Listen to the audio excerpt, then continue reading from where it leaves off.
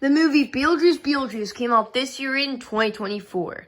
This follows us basically going back into this world with the Dietz family, except this time, we actually start off with them experiencing a loss in their family.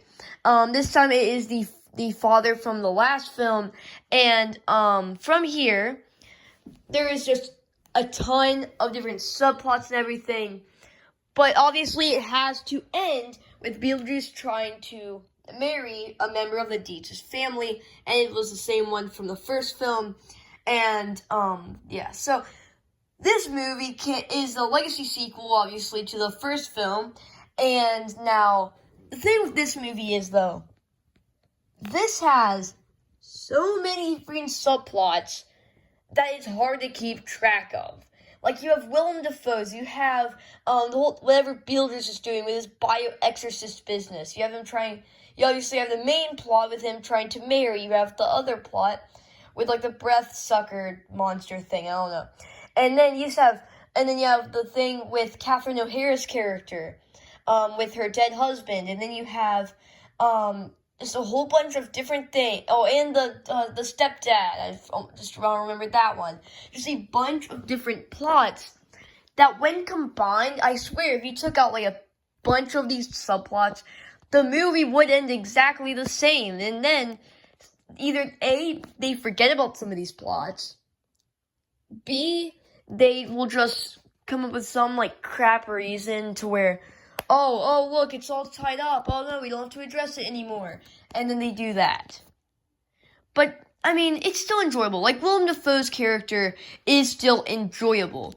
Most characters in this movie are really good. Speaking of just amazing performances, Michael Keaton is still amazing as BeetleJuice.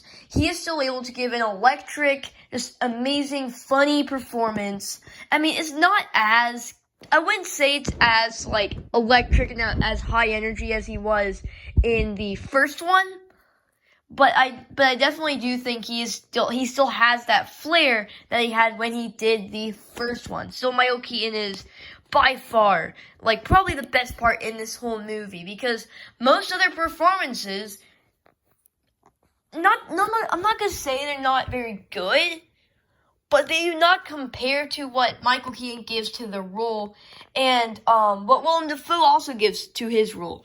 I wish they would have done way more with Willem Dafoe, because I feel like if they would have given his character more time, then we could have definitely made him a much more interesting character. Like, you feel there was an interesting character there that they didn't do anything with. And, yeah, so in the last movie, when some of our characters went into the underworld, went into the afterlife, we actually do explore a lot of the same locations from the first film, but in this case, they expand that world a lot. We see a lot more of the afterlife in a lot more, like, areas and stuff like that, which I do like. And so now, like, BeetleJuice has, like, this whole bio-exorcist business, which he had in the first film, except this one's, like, a full-on, like, call. He has, like, a full-on call center and everything. And so there's definitely a lot more in this movie of different things.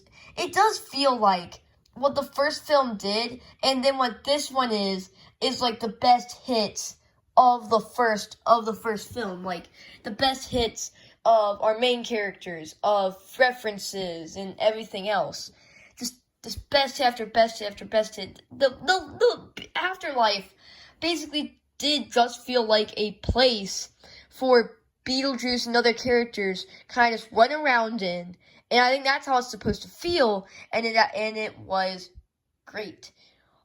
And, like, I mean, there's a lot of exposition writing, too. Like, you can definitely tell when there is just a huge chunk of exposition about to happen when it is happening. And, like, it's weird. But, yeah, so overall, how would I describe this movie?